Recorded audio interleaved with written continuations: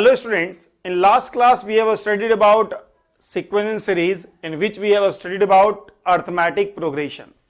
Now we are going to study about geometric progression mainly, and then after we will also look at the harmonic progression, and then we will see the difference between arithmetic mean, geometric mean and harmonic mean. तो इन सब के बीच का terms हम लोग को आज पढ़ना है. तो आज हम लोग ज्योमेट्रिक प्रोग्रेशन मेनली पढ़ने जा रहे हैं. ज्योमेट्रिक प्रोग्रेशन होता क्या है, जीपी शॉर्ट में इसको हम बोला करेंगे.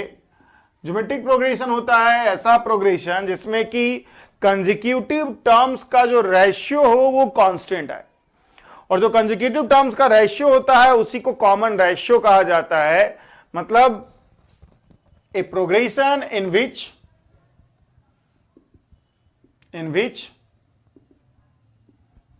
ratio of the consecutive terms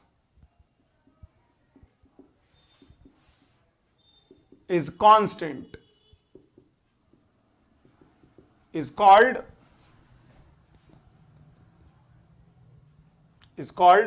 geometric progression. मतलब इसमें क्या होगा, 80/80 - 1 ये क्या होगा, r होगा जो कि कांस्टेंट है, एक ये फिक्स होगा, और इसी r को द कांस्टेंट जो कि आपने r लिया है is called common ratio, is called common ratio of geometric progression. So यही जो है ज्योमेट्रिक प्रोग्रेशन का डेफिनेशन है कि इसमें जो कांस्टेंट, इसमें जो रेशियो होगा कंसेक्यूटिव टर्म्स का वो कांस्टेंट होगा, और उसी को हम लोग कॉमन रेशियो भी कहेंगे.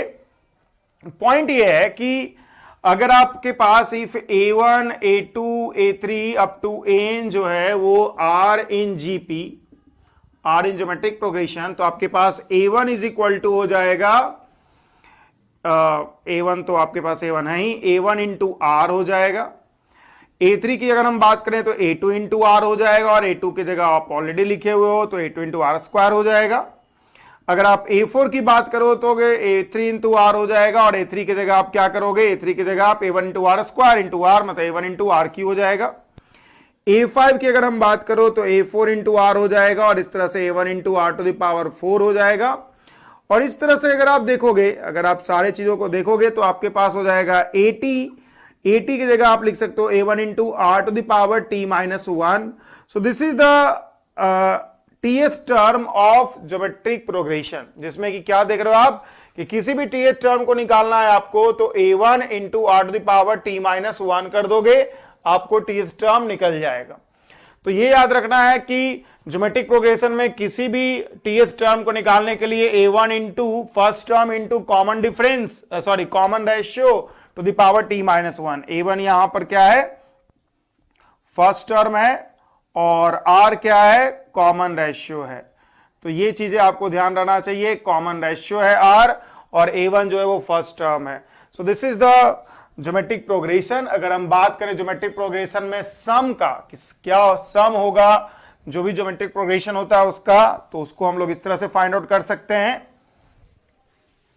देखिए लोग बात कर रहे हैं sum of in terms of geometric progression. आपको पता है कि एस एन क्या हो जाएगा, a1 plus a2 plus a3 plus dot dot dot up to an.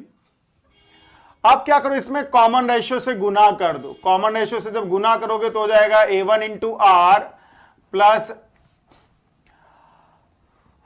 इसको हम पहले ऐसे लिख देते हैं, आप इसको जान रहे होगे कि आप S N is equal to आपके पास हो गया a1 into r plus a1 into r square plus up to कहां तक, आपके पास हो जाएगा a1 into r to the power n minus 1 तक. फिर r से मल्टीप्लाई कर दो आप, तो r S N will be equal to r a1 plus, आप देख सकते हो, या a1 इंटू r ही लिख देता हूं मैं, a1 into r plus a1 into r square plus a1 into r Q, इस तरह से होगा, प्लस आप देख सकते हो जाएगा a1 into r to the power n minus 1 भी होगा इसके पहले, और a1 into r to the power n हो जाएगा. तो अगर आप इन दोनों को क्या करते हो, सब्सट्रैक्ट कर देते हो, आप घटा दो, इन दोनों टर्म्स को घटा देते हो, तो आपके पास क्या होगा, आप देखोगे a1 इंटू आर कैंसिल हो गया, a1 into R square cancel होगा, इसी तरह से a1 into are Q cancel हो जाएगा, इस तरह से a1 R the power n minus one, a1 R the power n minus one भी कैंसिल हो जाएगा, और आपके पास बचेगा क्या 1 minus R into SN, and here we have a1 minus a1 R to the power n। बस यही बचेगा, बाकी सभी का सभी कैंसिल हो जाएगा, और इस तरह से आपके पास एसएन का जो वैल्यू हो जाएगा a1 1 minus are to the power n divide by 1 minus are. So this is the summation of in terms of geometric progression GP.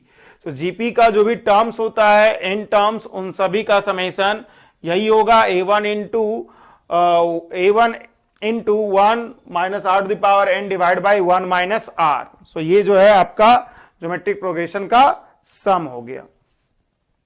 अब देखिए हम ज्योमेट्रिक प्रोग्रेशन का सम भी समझ लिए, nth टर्म कैसे फाइंड आउट किया जाता है वो भी देख लिए।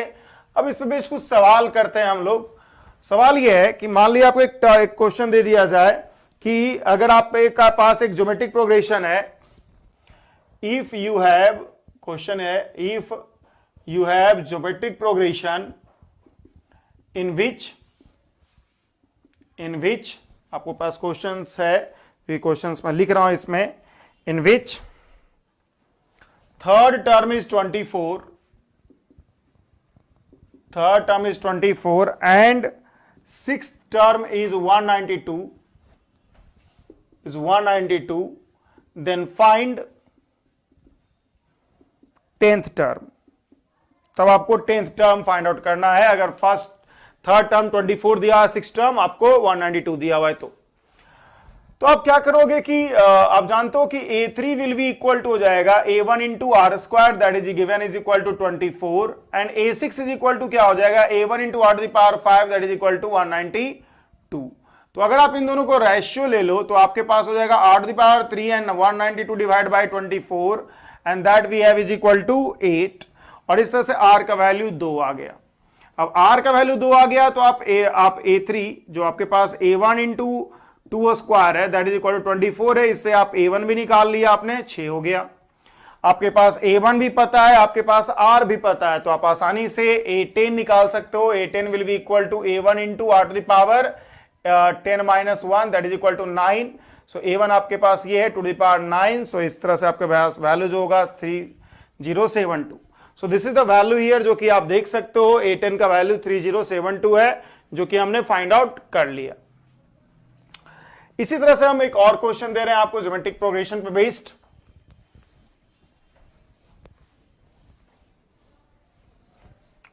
देखिए ज्योमेट्रिक प्रोग्रेशन का अगला क्वेश्चन एक दे रहे हैं कि in geometric progression GP of a set of numbers first term is 2 and common ratio is 3, then find the 15th term and sum of all 15 terms।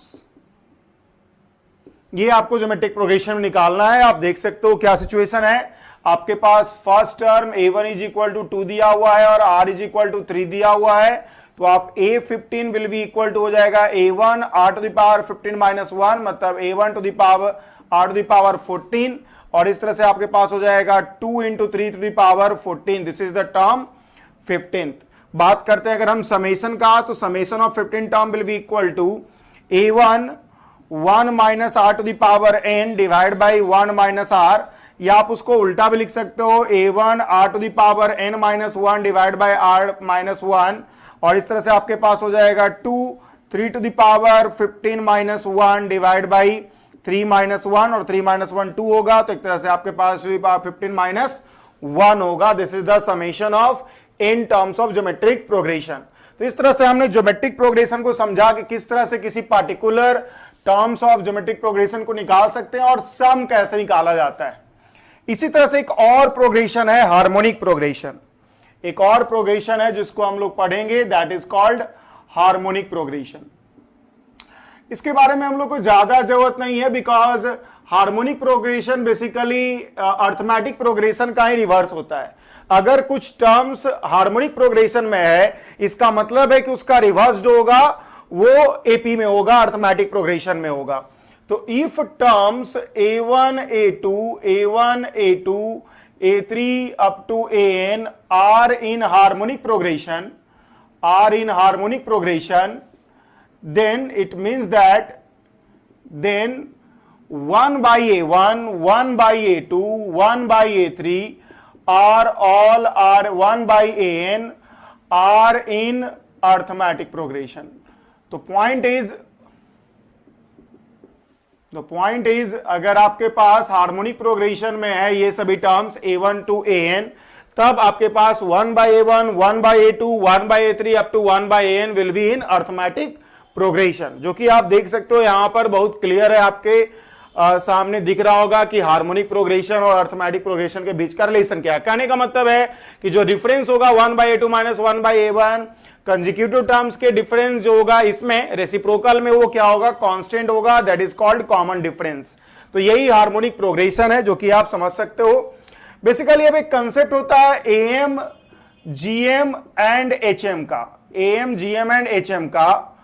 तो किसी भी for any two numbers A and B, for any two numbers, हम लोग दोनों को positive ही रखते हैं, numbers A and B दोनों को हम पॉजिटिव ही रख रहे हैं।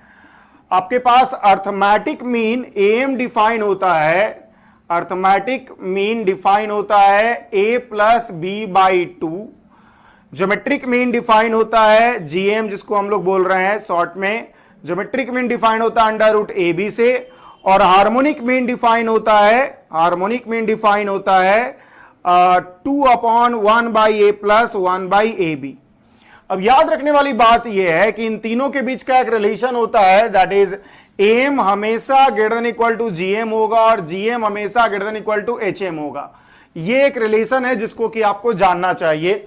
और ये कैसे प्रूफ होगा, तो बहुत आसान है। वी नो कि अंडर रूट ए माइनस अंडर रूट बी का जो वैल्यू होगा, स्क्वायर होगा, वो हमेशा ग्रेटर देन इक्वल टू 0 होगा। किसी भी रियल नंबर का स्क्वायर जो होता है हमेशा ग्रेटर देन इक्वल टू 0 होता है, और इसका मतलब है a plus B minus 2 under root A B will be greater than equal to 0, और इसका मतलब है a plus B greater than equal to 2 root 2 A B, 2 root A B, तो a plus B by 2 is greater than equal to root 2 A B. इसका मतलब हो गया कि एम ग्रेटर देन जीएम, ये प्रूफ हो गया। यहां पर आप देख सकते हो कि आपने प्रूफ कर दिया कि एम का जो वैल्यू होगा जीएम से बड़ा या बराबर होगा।